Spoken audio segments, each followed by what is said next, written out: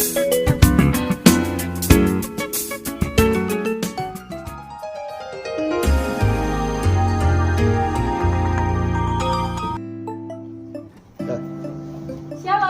ibadah online mengikuti anjuran pemerintah, bekerja, belajar, dan ibadah dari rumah. Gereja Betani Bulungan akan selalu menemani setiap minggu pagi melalui YouTube dan Facebook. Bagi jemaat yang memerlukan pelayanan khusus dapat menghubungi Pak Petrus di nomor 0816 1180 743. Tuhan Yesus memberkati. Puji nama Tuhan, selamat pagi jemaat Tuhan dimanapun berada. Penuh dengan sukacita damai sejahtera. Shalom. Apa kabarnya pagi hari ini? Ada sukacita bersama Tuhan, amin. Haleluya. Tanpa terasa minggu kedua kita berjumpa kembali dalam ibadah kita pagi hari. Mari Bapak Ibu Saudara kita satu hati dalam doa. Bapa, kami mengucap syukur buat segala kebaikan Tuhan. Terima kasih buat pagi yang indah ini Tuhan. Kami boleh melangkah pagi hari ini Tuhan, memasuki tata ruang kudus-Mu Tuhan. Kami mau bertemu dengan Engkau, wajah Engkau yang kami renungkan pagi hari ini Tuhan. Karena kami tahu Engkau Allah yang luar biasa dalam hidup kami Tuhan. Oleh kami bertatap muka dan muka dengan Engkau Tuhan. Kami mau pujian, penyembahan, syukur kami sebagai dupa yang harum di hadapan Tuhan. Terima kasih buat kesempatan pagi hari ini Tuhan. Boleh kami duduk diam, merenungkan segala kebaikan Tuhan. Bahkan firman-Mu yang akan menguatkan kami pagi hari. Terima kasih Bapa, biar Tuhan kawal kami, berkati kami ibadah kami pagi hari, dari awal, pertengahan hingga pada akhirnya. Biarlah hanya nama Tuhan yang kami tinggikan. Kami siap memuji Engkau Tuhan. Hanya di dalam nama Yesus umat yang percaya dan diberkati, kita bersama berkata amin. Haleluya. Mari kita mau sambut sang Raja kita yang luar biasa pagi hari. Haleluya.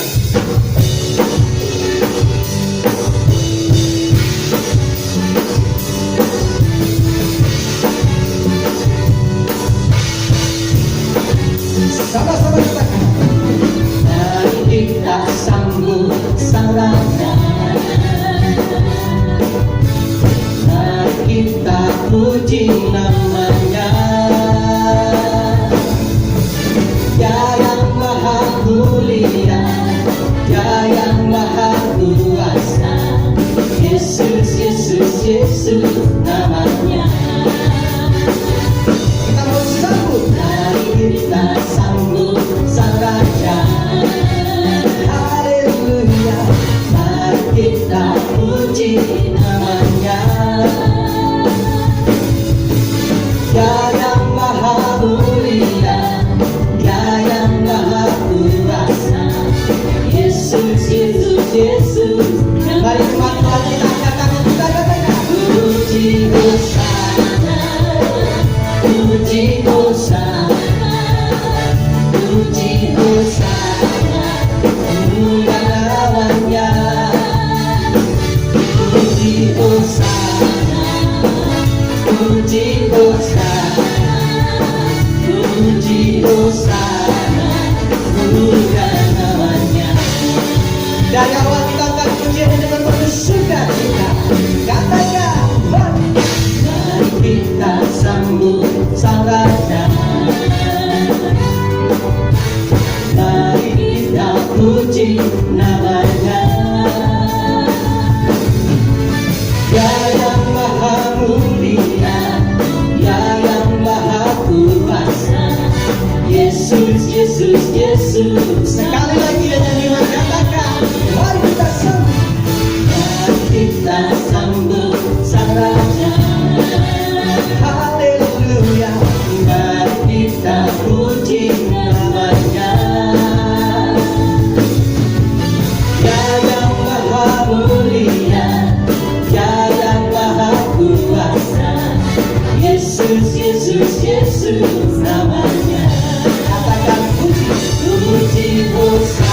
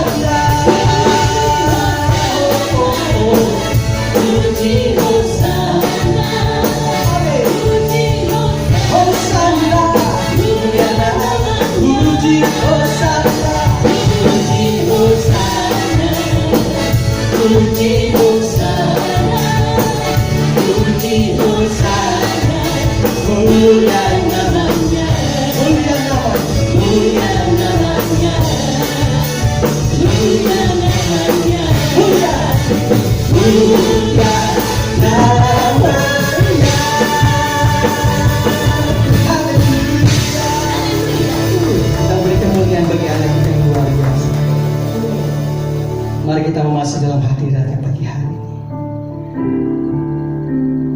Bawa pujian kita pagi hari ini, menyembah kita, syukur kita kepada Tuhan. Hanya inilah yang kami renungkan segala kebaikan-Mu Tuhan. Terima kasih Bapa. Terima kasih Tuhan.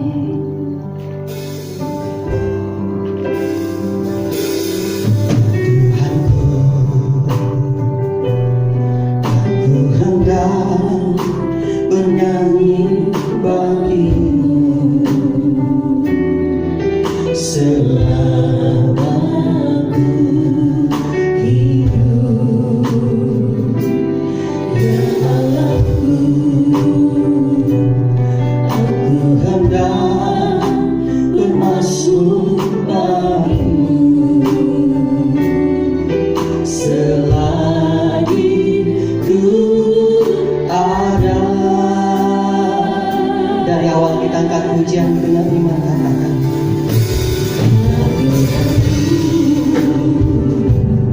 aku hendak bernyanyi bagimu selama ku hidup, ya Allahku. Aku hendak bermasuk bagimu selagi ku ada. Inilah yang ku renungkan setiap waktu, dengan pujian dan pengagungan kepadamu.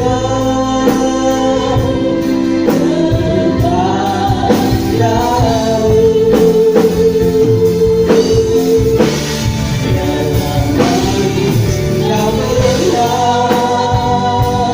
Tuhan, manis Kau benar, Tuhan. Dan hatiku bersuka karenamu. Terima kasih Tuhan. Lebih lagi akan kami mau bersyukur Tuhan. Terima kasih buat pagi yang indah Tuhan. Kau layakkan kami menghampirimu ya Allahku. Aku hendak bermasuk bagimu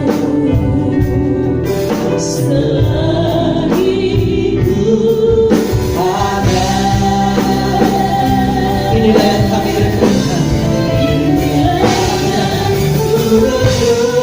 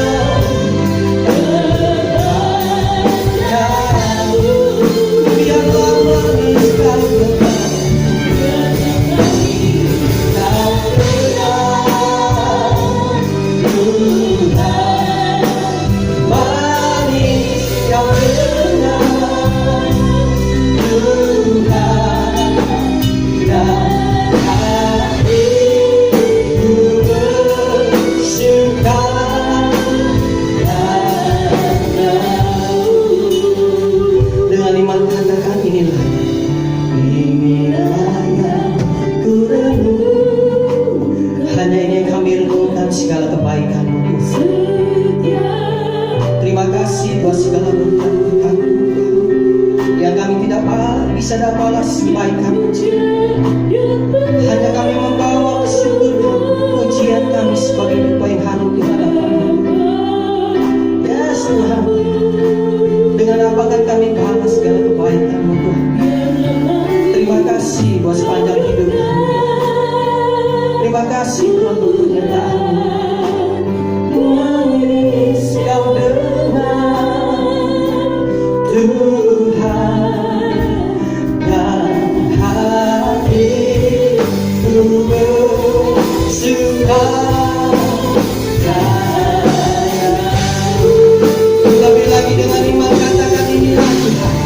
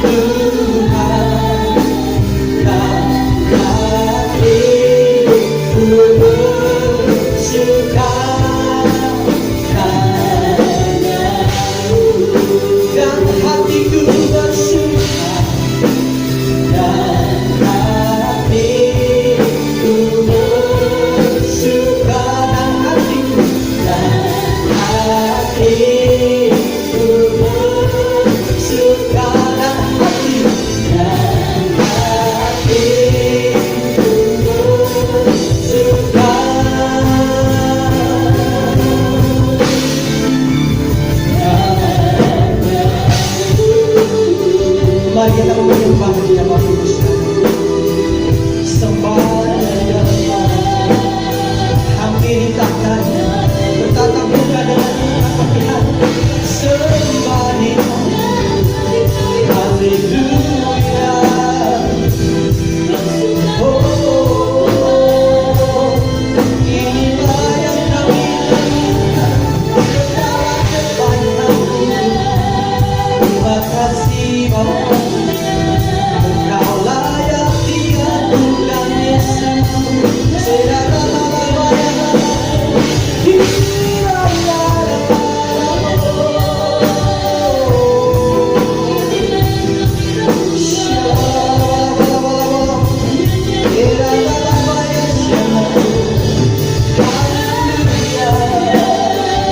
Terpujilah nama-Mu. Engkau kami diadukan Yesus. Engkau kami sembah selamanya.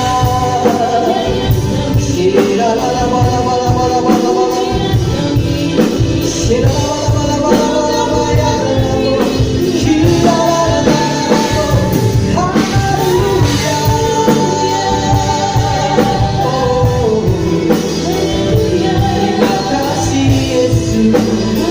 Terima kasih ya Bapa. Kebaikan-Mu bagi hidup kami ya Tuhan.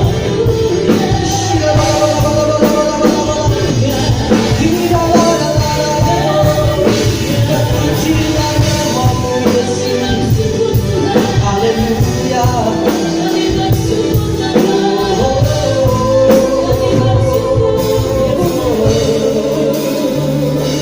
Haleluya.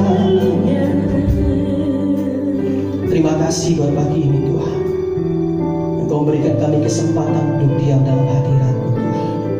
Merenungkan firman-Mu. Kami percaya ketika kami mendengarkan Tuhan, berkat-Mu berlimpah dalam setiap kehidupan umat-Mu. Dan kami percaya firman-Mu tidak akan sia-sia dalam hidup kami Tuhan. Kami siap menerima sabda-Mu Tuhan. Terima kasih Bapa. Terima kasih Tuhan. Mari kita angkat tangan kita. Kita angkat pujian ini. Sebab Kau layak Tuhan. Sebab Kau layak. Terima pujian. Sebab Kau layak. Terima pujian. Sebab Kau layak.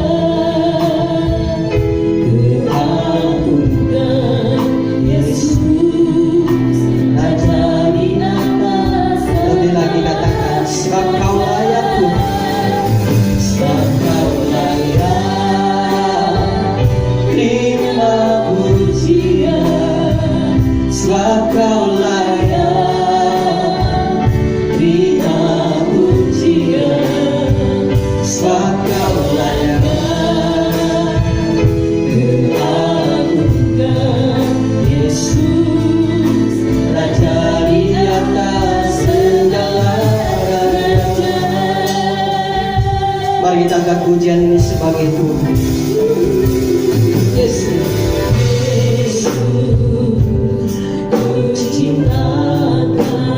Benar Tuhan.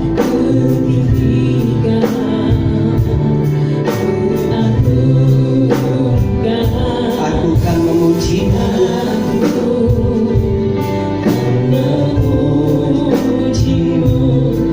baik di dalam suka, dari awal lebih lagi kata Yesus ku cinta.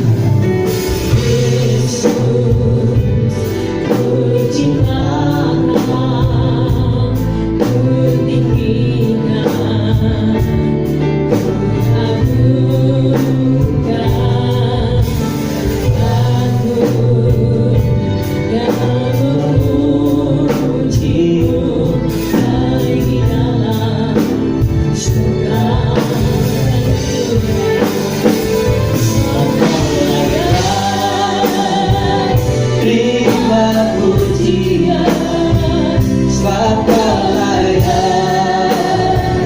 Terima pujian sebab Kau layak. Tuhan Yesus telah jadi nyata. Haleluya, sebab Kau layak. Terima Kau layak terima pujian bagi Tuhan. Pagi ini kami percaya saat Kamu firman-Mu ya dan Kamu dalam setiap kami. Kami percaya mujizat-Mu terjadi bagi Tuhan. Ia memberi kuat, ia sakit sembuh. Lebih lagi sebab Kau layak Tuhan. Sebab Kau layak. Seunah banyak bahagia Tuhan.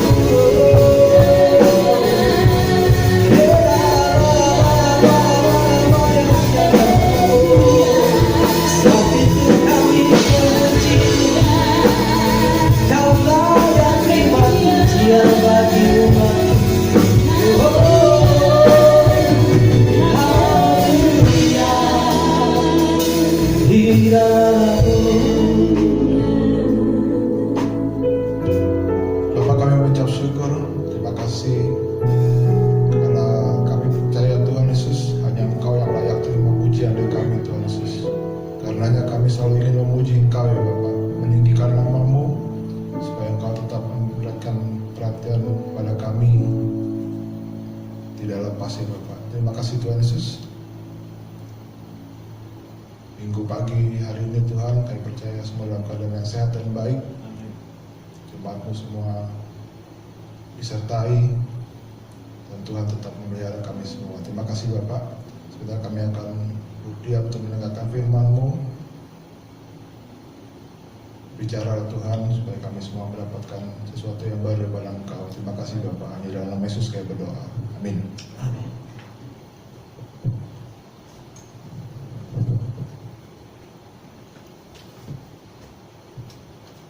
Shalom jemaat Betani Bulungan dimanapun Anda berada, masih dalam ibadah secara online, tapi tidak membuat kita lupa akan Tuhan kita, karena kita tahu Tuhan selalu ingin dipuji, ditinggikan namanya. Sudah memasuki bulan kedua di tahun 2021. Bulan yang lalu kita sudah mendengarkan firman bahwa kita punya rencana Tuhan itu buat kita adalah sebagian daripada rencana Allah kepada kehidupan kita. Dan kita juga tahu bahwa apapun yang kita rencanakan, kalau memang itu seizin daripada Tuhan, pasti terlaksana dengan baik. Amin. Nah, saudara kalau mempunyai satu rencana, tentunya ujungnya pasti saudara ingin mendapatkan hasil. Saudara ingin mendapatkan yang namanya berkat. Berkat bagi anak Tuhan adalah suatu keharusan. Kita semua pasti ingin mendapatkan berkat, apalagi berkatnya itu benar dari Tuhan, udah resmi gitu. Tetapi ada sebagian orang juga mengatakan bahwa berkat itu bisa saja karena jerih payah dari dia, dari orang tersebut, karena melakukan sesuatu. Makanya ada beberapa dari kita juga masih bisa mengatakan bahwa yang namanya hidup diberkati kadang ada di atas, kadang ada di bawah. Saya nggak gitu setuju dengan kalimat ini. Berkat kadang di atas, kadang di bawah, seperti roda berputar gitu ya. Kelihatannya memang demikian. Kadang kita merasakan bahwa kita hidupnya lagi berada di puncak. Apa yang kita mau bisa kita dapatkan. Tetapi pada saat kita tidak menghasilkan sesuatu, kita merasa bahwa hidup kita ada di bawah. Apakah benar demikian? Untuk anak-anak Tuhan, berkat itu ada di atas, ada di bawah, kadang-kadang ada, kadang-kadang enggak. Saudara kalau percaya seperti itu, bisa saja nanti terjadi seperti itu. Tapi yang jelas di dalam Alkitab, di dalam Ulangan 28 ayat yang ke-13 dikatakan, Tuhan akan mengangkat engkau menjadi kepala dan bukan ekor. Engkau akan tetap naik dan bukan turun, apabila engkau mendengarkan perintah Tuhan Allahmu yang kusampaikan pada hari ini, kau lakukan dengan setia. Nah, jadi firman Tuhan sudah mengatakan kita menjadi kepala, bukan ekor. Artinya kita menjadi pemimpin. Amin. Engkau akan tetap naik dan bukan turun. Jadi kalau kita sudah diberkati, kita akan selamanya diberkati. Amin. Yang amin. Saya percaya semua akan mau mendapatkan berkat yang seperti ini. Ada syaratnya, yaitu mendengarkan perintah Tuhan. Nah, berkat yang seperti ini boleh dikatakan berkat yang cukup spesial. Tetap naik, nggak turun. Jadi bukan seperti yang biasa kita dengar dari beberapa rekan kita bicara, ya hidup kadang di atas, kadang di bawah tadi. Tapi di dalam Alkitab juga dikatakan ada masa sukar. Ada waktunya untuk si masa sukar ini bisa terjadi. Saudara kalau baca di Kejadian 12 ayat 10, ketika kelaparan timbul di negeri itu, pergilah Abram ke Mesir untuk tinggal di situ sebagai orang asing, sebab hebat kelaparan di negeri itu. Kejadian 26 ayat 1, maka timbullah kelaparan di negeri itu. Ini bukan yang pertama yang terjadi dalam zaman Abraham. Sebab itu Ishak pergi ke Gerar kepada Abimelek raja orang Filistin. Jadi ada beberapa saat masa sukar itu ada. Jadi tadi dibilang berkat Tuhan untuk anak Tuhan naik terus tidak turun. Tetapi ada masanya, masa sukar. Dan masa sukar itu di Kejadian 12 ayat 10 terjadi masih namanya Abram. Lalu di Kejadian 26 ayat 1 ada anaknya Ishak. Dia juga mengalami. Jadi memang ada masa sukar tersebut. Nah, jadi ini yang harus kita perhatikan. Dalam Kejadian juga ada tokoh yang namanya Yusuf. Nah, Yusuf ini suatu tokoh yang cukup spesial. Kenapa dibuat spesial, dibikin namanya spesial? Karena ternyata dalam kehidupannya Yusuf itu mengalami berkat Tuhan di semua musim. Jadi kalau saudara baca kisah hidup Yusuf itu mulai dari Kejadian 37 sampai Kejadian 50, Yusuf itu diceritakan selalu diberkati Tuhan, disertai Tuhan. Mulai dari Yusuf itu sangat dikasihi oleh Yakub, Kejadian 37, membuat Yusuf itu dicemburui saudara-saudaranya dan dijual sebagai budak. Kemudian Kejadian 38, Yusuf diproses. Dia menghindar dari yang namanya istri Potifar, kemudian dia dipenjara, mengartikan mimpi, tetapi orang yang diartikan mimpinya tidak mengenal, tidak mengingat akan Yusuf.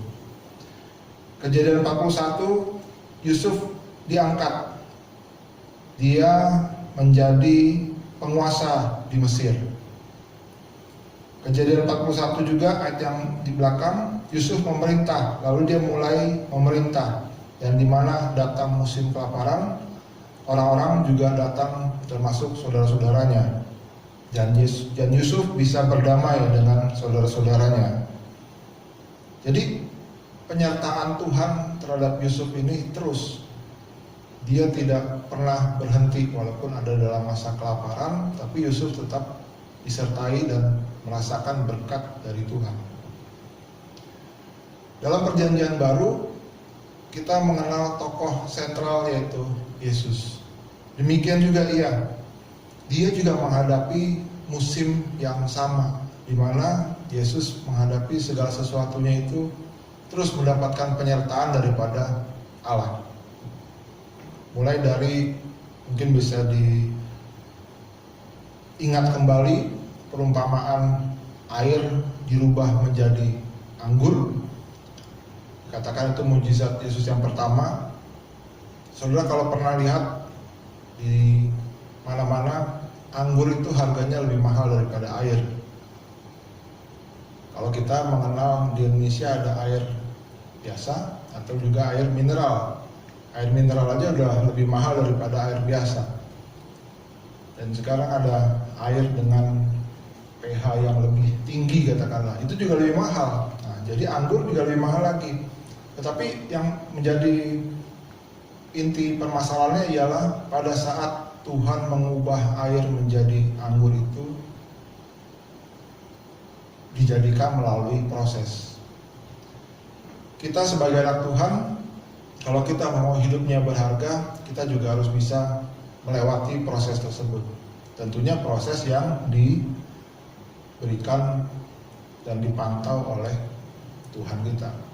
Bukan kita mencari-cari sendiri, kita berproses sendiri, terus hasilnya nggak sesuai, lalu kita bilang prosesnya salah nih, kita nggak mendapatkan berkat, atau berkat itu Tuhan nggak mau memberkati kita, ya itu juga salah pendapat seperti itu. Tetapi kalau kita mendapatkan proses, dan proses itu dari Tuhan, pasti kita akan menjadi anggur, bukan menjadi air lagi. Saudara juga ingat peristiwa 5 roti dan 2 ikan. Kalau saudara mengikuti matematikanya, ya nggak mungkin 5 roti, 2 ikan bisa mengenyangkan 5.000 orang laki-laki. Dulu waktu SD, SMP, saya berpikir cuma 5.000 orang. Ternyata ada kalimat tambahannya, belum termasuk wanita dan anak-anak. Jadi kurang lebih berapa? Ya bisa aja 15.000 sampai 20.000 gitu kan. dan ternyata masih sisa 12 bakul. Itu juga satu proses. Kita melihatnya sebagai satu mujizat yang dibuat oleh Tuhan. Betul, zaman tersebut keadaannya memang cuma ada seperti itu. Tuhan sedang mengajar, lalu yang datang sekian ribu orang. Setelah sore mereka harus pulang. Tetapi ada murid Yesus bilang, Tuhan mestinya dikasih makan, begitu kan? Yang namanya Tuhan Yesus juga mungkin berpikir, bagaimana caranya kasih makan 5.000 orang, belum termasuk wanita dan anak-anak. Dia cuma bertanya, apakah ada makanan? Ternyata ada. Anak kecil bawa 5 roti, 2 ikan. Kalau kita bicara secara matematik tadi, nggak mungkin terjadi. Manusia pikirannya berbeda dengan pikiran daripada Allah. Kalau kita lihat 5 tambah 2 ya 7, nggak mungkin 15.000 atau 20.000 plus 12 bakul, nggak mungkin. Tetapi kalau misalnya kita memasukkan pikiran Allah ke dalam pikiran kita, ini terjadi. Dan kita percaya cerita seperti ini diketahui seluruh dunia, dipercaya juga benar. Jadi ya memang seperti itu keadaannya. Apa yang harus kita lakukan di sini? Yang pasti adalah bahwa kalau tidak ada anak kecil yang membawa 5 roti dan 2 ikan tersebut, tidak akan juga terjadi bisa mengenyangkan 5.000 orang laki-laki, belum termasuk wanita dan anak-anak, dan juga sisa 12 bakul. Jadi harus ada seorang yang bisa berkorban dulu, mengorbankan miliknya. Coba saudara pikirkan, andai kata anak kecil itu berpikiran untuk dirinya sendiri. Pada saat Tuhan menanyakan apakah ada makanan, nggak ada, kan buat saya bekal pulang. Terjadi nggak mujizatnya? Nggak akan terjadi. Kemudian saudara juga pasti pernah membaca kisah ikan dipancing lalu di dalam mulutnya ada uang. Nah, kisahnya adalah bahwa pada saat itu Tuhan diperhadapkan untuk membayar pajak. Pajak itu dari mana? Murid-murid menjawab, dari orang asing. Jadi kalau begitu memang ya kita harus bayar, gitu kan? Tapi duitnya dari mana?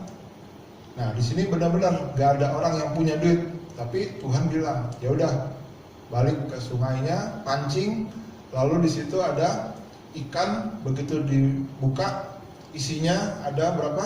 4 dirham, 4 keping. Ambil, suruh bayar. Nah, ini benar-benar bahwa memang tidak ada sesuatu dan Tuhan bisa memberikan satu mujizat. Nah, dari ketiga hal tersebut kita belajar dalam perjanjian baru, ternyata berkat itu juga untuk anak Tuhan tidak ada kata di bawah. Jadi kita tetap diberkati karena Tuhan sudah bilang kita menjadi kepala bukan ekor. Kita tetap naik dan tidak turun.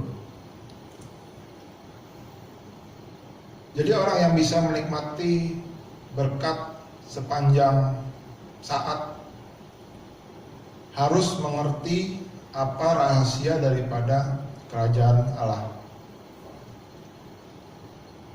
Matius 13 ayat 11 sampai 12. Ayat 11-nya dikatakan, kepadamu diberi karunia untuk mengetahui rahasia kerajaan sorga, tetapi kepada mereka tidak. Nah, ini yang membedakan. Kita adalah anak-anak Tuhan, kita murid-murid dari Yesus. Kepada kita diberikan karunia untuk mengetahui rahasia kerajaan sorga, tetapi kepada mereka selain daripada kita tidak. Jadi pastikan dulu saudara adalah murid daripada Tuhan. Ayat 12, karena siapa yang mempunyai kepadanya akan diberi sehingga ia berkelimpahan, tetapi siapa yang tidak mempunyai, apapun juga yang ada padanya akan diambil daripadanya. Jadi ini ada satu kalimat yang cukup bertolak belakang. Kalau kita punya, berapapun yang kita punya, kita pasti akan diberi lagi. Tetapi siapa yang tidak punya, segala sesuatu yang ada pada dirinya pasti diambil. Jadi ini rahasia kerajaan surga.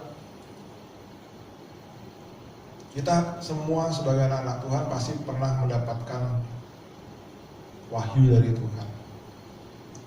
Bagaimana cara mendapatkannya? Ya, masing-masing kita berbeda. Kemudian kita diberikan penjagaan, kita diberikan kehidupan oleh Roh Kudus, di mana setiap kita yang sudah bisa berbahasa roh, dipenuhi Roh Kudus, itu akan mendapatkan segala sesuatunya berbeda saat kita menerima wahyu dari Tuhan. Jadi cara kita menangkap pikiran Tuhan dibantu oleh roh yang disebut penolong atau Roh Kudus tersebut, membuat kita menjadi lebih mengerti apa sih rahasia daripada kerajaan Allah. Rahasia kerajaan Allah itu artinya kita mendapatkan berkat yang berlimpah. Saudara nanti baca di Ulangan 28, perikopnya berkata tentang berkat. Ayat 1 dan 2 saya bacakan. Jika engkau baik-baik mendengarkan suara Tuhan Allahmu dan melakukan dengan setia segala perintahnya yang kusampaikan kepadamu pada hari ini, maka Tuhan Allahmu akan mengangkat engkau di atas segala bangsa di bumi. Yang kedua, segala berkat ini akan datang kepadamu dan menjadi bagianmu jika engkau mendengarkan suara Tuhan Allahmu. Jadi kita harus bisa mendengar suara Tuhan. Mendengar suara Tuhan bagaimana?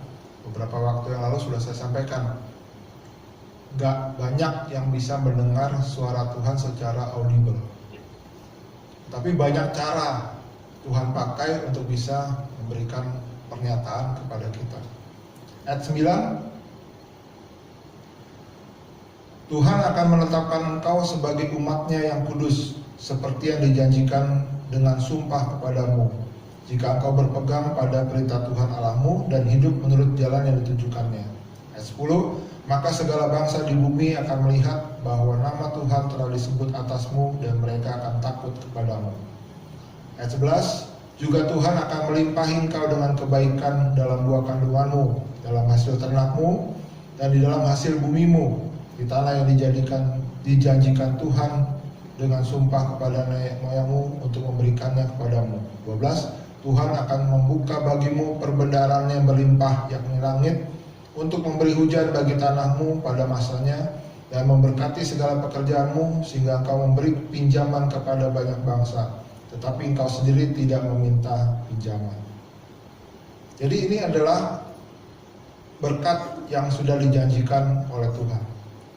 Saudara bedakan, janji itu sifatnya sepihak. Jadi ada orang yang berjanji kepada kita, itu janji.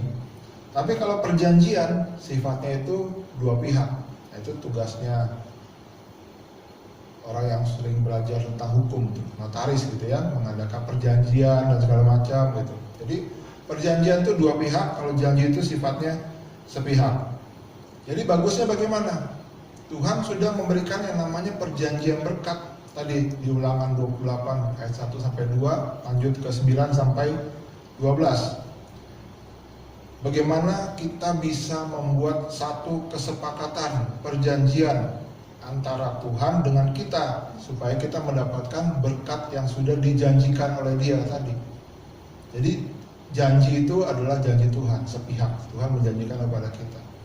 Nah, bagaimana kita bisa membuat hal tersebut mutlak atas kita? Namanya manusia pasti akan berpikir, kalau gitu ada perjanjian, dealnya seperti apa antara Tuhan dengan manusia? Bagaimana caranya? Apa yang harus kita lakukan? Saudara, tidak terlepas daripada hal tersebut, pasti kita akan bertanya, bagaimana cara kita memulai untuk melakukan bagian kita supaya kita maju masuk ke dalam yang namanya perjanjian berkat tadi. Sebagai hamba Tuhan, pasti saya harus mengingatkan Maliaki 3 ayat 10. Bawalah seluruh persembahan persepuluhan itu ke dalam rumah perbendaharaan, supaya ada persediaan makanan di rumahku. Dan ujilah aku, firman Tuhan semesta alam, apakah aku tidak membukakan bagimu tingkap-tingkap langit dan mencurahkan berkat kepadamu sampai berkelimpahan. Amin. Jadi kita sudah tahu bagian pertama yang harus kita lakukan, khususnya tahun 2021,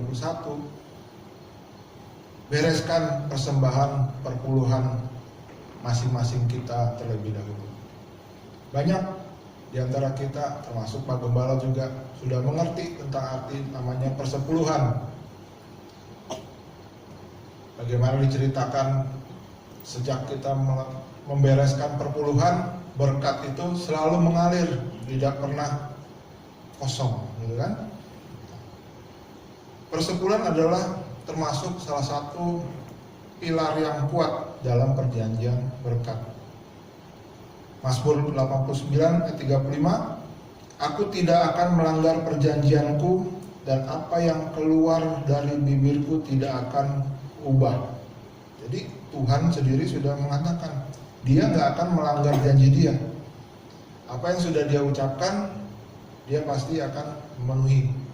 Sama seperti kita sudah berjanji, ya kita punya kewajiban untuk bisa memenuhi. Mengapa Tuhan memerintahkan kita untuk mengembalikan persepuluhan? Yaitu tadi Maliaki 3 ayat 10, supaya ada persediaan makanan di rumahku. Banyak di antara kita yang punya versi masing-masing tentang persembahan. Yang pasti adalah, yang saya yakini juga benar adalah bahwa kalau kita melakukan satu pekerjaan di satu tempat, otomatis kita mendapatkan berkat, kita mendapatkan sejumlah, katakanlah uang, materi, seperti itu. Sudah selayaknya kita memberikan persembahan ke tempat tersebut. Banyak dari kita berpendapat bahwa ya kalau gerejanya sudah mapan, sudah besar, ya kita nggak perlu dong memberikan hal tersebut kepada gereja tersebut. Berikan saja kepada orang lain yang ada di pelosok atau segala macam. Ya itu tergantung kepada saudara sendiri, bagaimana saudara bisa mencerna. Yang jelas, kalau saudara makan di warung, katakanlah warung Tegal, saudara pasti bayar di situ dong. Nggak mungkin saudara bayar di warung sebelahnya, gitu kan? Bisa dikebukin orang. Nah, jadi kira-kira seperti itu. Nah, jadi saat kita bisa mengaktifkan langkah pertama, yaitu membereskan persembahan perpuluhan kita terlebih dahulu, Tuhan pasti akan menepati janjinya. Dia nggak akan pernah membuat kita hidup sengsara. Yang pasti di setiap musim, di setiap keadaan masa yang kita lewati, semua pasti terpenuhi. Terpenuhi bukan berarti berlimpah. Memang ada juga yang berlimpah, tapi maksudnya di sini terpenuhi, tercukupi adalah bahwa kita sampai saat ini masih dalam keadaan yang sehat. Kita masih bisa melakukan aktivitas kita tanpa kita harus bersusah payah. Dalam bekerja memang kita bersusah payah, tetapi artinya kita bisa menikmati hasil daripada usaha kita tersebut. Matius 23 ayat 23, di sana dikatakan, celakalah kamu hai ahli Taurat dan orang Farisi, orang munafik, sebab persepuluhan dari selasih, adas manis, dan jintan kamu bayar, tetapi yang terpenting dalam hukum Taurat kamu abaikan, yaitu keadilan dan belas kasihan dan kesetiaan. Yang satu harus dilakukan dan yang lain jangan diabaikan. Ini adalah satu ketetapan dari Tuhan. Yang satu harus dilakukan, yang lain jangan diabaikan. Di situ juga dituliskan keadilan, belas kasihan, kesetiaan harus dilakukan. Persepuluhan jangan diabaikan. Jadi kita harus tahu bahwa Tuhan sendiri yang menegaskan bahwa perpuluhan itu harus dilakukan. Ibrani 7 ayat 8, dan di sini manusia fana menerima persepuluhan, dan di sana ia yang tentang dia diberi saksian bahwa ia hidup. Ya memang secara jasmani gereja adalah lembaga yang berhak menerima persembahan perpuluhan. Tetapi saudara bisa membayangkan bahwa itulah membangun di dalam alam roh kita, bahwa kita sendiri membawa persepuluhan itu kepada Tuhan. Kita nggak bisa langsung berjumpa dengan Tuhan terus kita kasih persepuluhan kita. Kita harus memberikan kepada lembaga yang namanya gereja untuk bisa menerima persepuluhan. Jadi tentang persepuluhan yang tadinya ada di perjanjian lama diteguhkan lagi di dalam perjanjian baru. Bagaimana dengan kita? Apakah kita sudah mengerti bagaimana cara kita mengaktifkan berkat yang harusnya kita terima sepanjang musim kita? Bukan kadang-kadang ada, kadang-kadang tidak gitu. Saudara sudah melewati tahun 2020. Sebagian dari kita tidak mengerjakan apa-apa. Tetapi sampai hari ini saya tetap melihat rekan-rekan saya semua tetap lakukan aktivitasnya dengan baik. Artinya semua dipercaya beres dengan Tuhan dan Tuhan tetap memberikan berkatnya. Berlimpah pasti. Bagaimana cara kita melihat sesuatu dengan nama kelimpahan tergantung dari kita masing-masing. Yang jelas kesehatan semua sudah dijaga Tuhan. Tuhan pasti memberikan yang terbaik bagi kita. Dalam kehidupan saya pernah melihat tahun 97-98 sebagai satu hal yang kurang mengenakan. Terjadi resesi dan kemudian ada penjarahan di kota Jakarta sebagian Indonesia, dan ternyata sampai hari ini semua tetap berjalan normal, semua tetap diberkati Tuhan, semua tetap disertai Tuhan. Jadi kita bisa mengerti bagaimana penyertaan pertolongan Tuhan tetap ada walaupun situasinya tidak baik. Jadi kalau saudara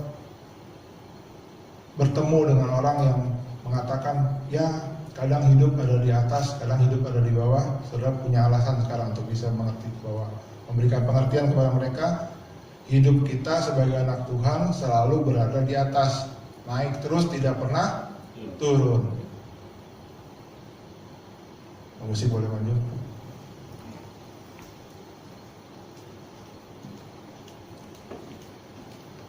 Ulangan 28 ayat 3-6.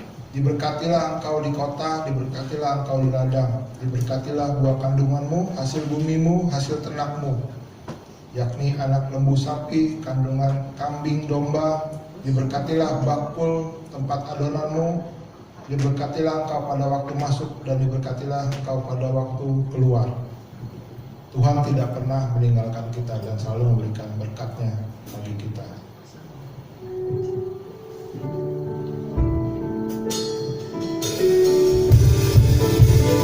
Bersama Bapa ku lewati semua perkenalanmu ya debutkan hatiku.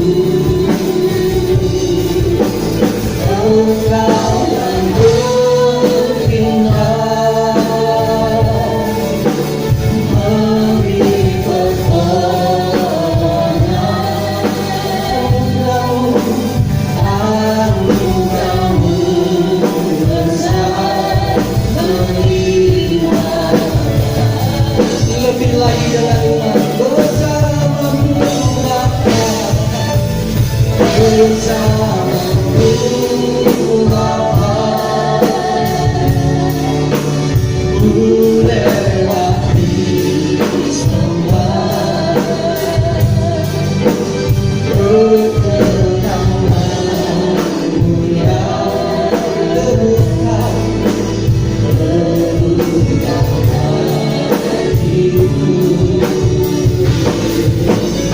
Engkau yang berfirman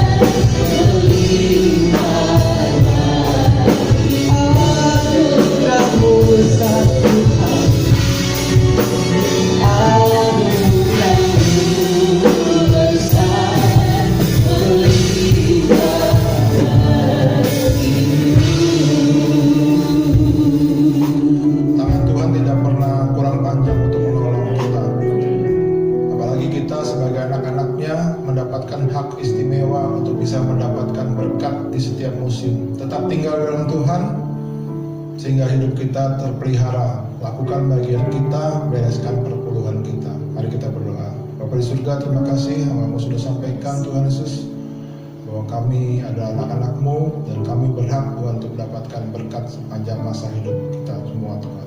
Terima kasih Bapak. Saya berdoa untuk jemaat-Mu dimanapun mereka berada, tetap berikan kesehatan buat mereka, berikan perlindungan penyertaan, jauhkan dari segala macam virus yang ada di luar sana, sehingga kami semua dalam keadaan yang baik Tuhan Yesus, sehingga saatnya kami boleh beribadah secara onsite sama-sama, kami boleh menyaksikan bahwa penyertaan Tuhan selalu ada dalam kehidupan kami. Terima kasih Tuhan, kami berdoa untuk gembala sidang, pimpin dari kehidupan dari Pak Laryo untuk bisa selalu mengembalakan jemaat-Mu di tempat ini Tuhan Yesus. Terima kasih Bapak. Sebelum kami berpisah, kami ingin mengangkatkan tangan kami tinggi-tinggi, kami mau menerima berkat yang berlimpah dari Bapa di surga, kasih yang sempurna dari Tuhan Yesus Kristus, persekutuan yang indah dengan Roh Kudus, ya saudara sekalian, mulai minggu pagi hari ini sampai Maranatha dan bahkan sampai selamanya. Jemaat yang menerima berkat dari Tuhan sama-sama kita katakan amin. Amin. Bersama-Mu Bapa, ku lewati semua kenanganmu yang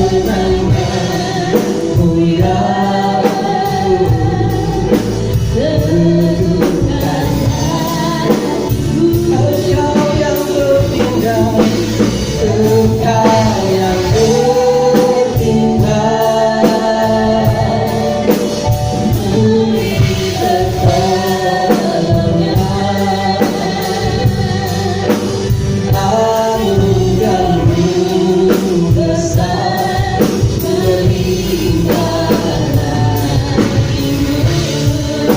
Anugerah-Mu besar Tuhan, anugerah-Mu besar melimpah. Anugerah-Mu besar Tuhan, anugerah-Mu besar melimpah.